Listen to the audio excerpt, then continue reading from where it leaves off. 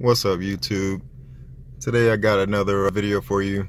It's going to be of pretty much the exhaust note of the 2014 435i I have.